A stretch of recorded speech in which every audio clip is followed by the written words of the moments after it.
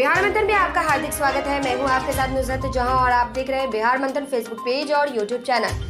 दरभंगा के वार्ड संख्या 30 में पूर्व पार्षद एवं समाजसेवी नफीसुल हक रिंकू के यहाँ एक जनसंवाद में श्रीमान प्रशांत किशोर ने कहा कि आपने सुना होगा 15 तारीख को नीतीश कुमार जी ने घोषणा किया कि 10 लाख नौकरी देंगे। पिछले 17 सालों से नीतीश जी मुख्यमंत्री है और आज पता चला है कि 10 लाख नौकरी दी जा सकती है। अगर इनके पास 10 लाख नौकरी है या थी तो अब तक दे देते। यह सब बेवकूफ बनाने वाली बातें हैं। मान लीजिए वह बड़े नेता है और उन्होंने कहा है तो उनको 1 साल का समय दीजिए, 10 लाख नौकरी देने दीजिए। श्रीमान प्रशांत किशोर जी ने आगे कहा कि मैं यह बात मीडिया और जनता के सामने कह रहा हूं कि अगर 1 साल में 10 लाख नौकरी दे देंगे तो मैं उनके समर्थन में मैं अपना पूरा अभियान वापस ले लूंगा और उनका झंडा लेकर उनके पीछे घूमूंगा। 10 लाख नौकरी तो दूर की बात है, अगर वह 5 लाख नौकरी सरकारी भी दे देते हैं तो मैं उनके पीछे हो जाऊंगा।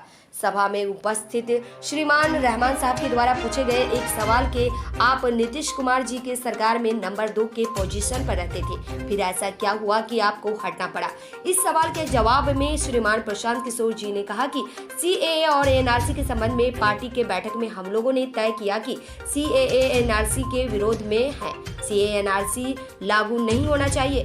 यह एक बार नहीं 2 बार नीतीश जी ने खुद प्रस्ताव लाया। नीतीश जी अध्यक्ष थे और मैं उपाध्यक्ष, लेकिन न्यूज में एक दिन देख रहा हूं कि पार्लियामेंट में इसके समर्थन में वोट कर दिया गया।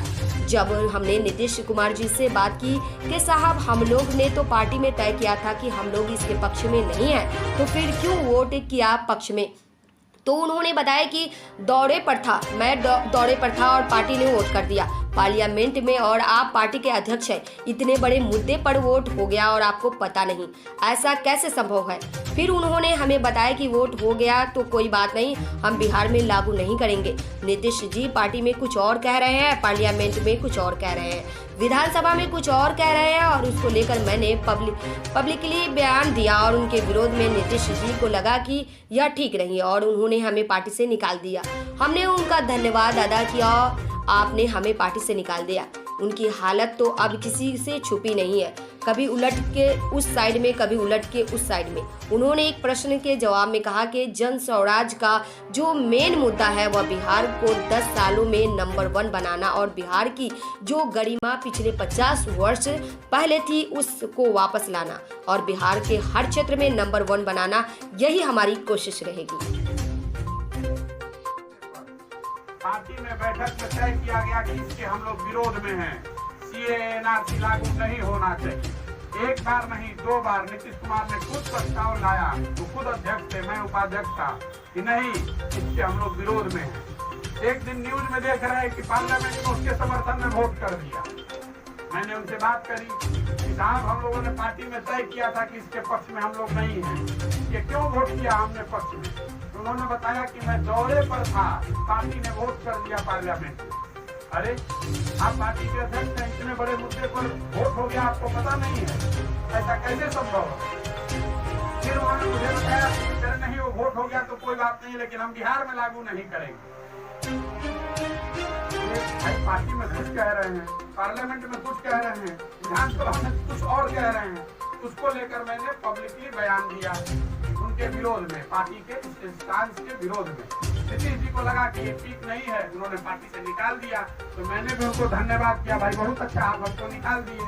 तो प्रशांत किशोर तो जहाँ थे वही हैं।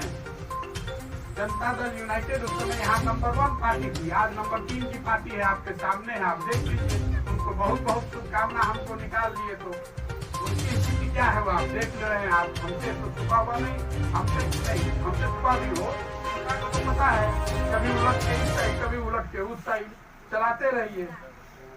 जनता बेवकूफ नहीं है।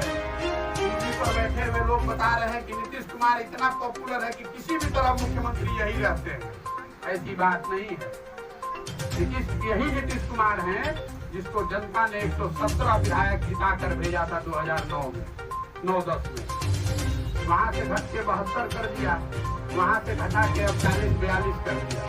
यही रवैया रहा तो पता नहीं कहां पर ले जाकर रोकेंगे।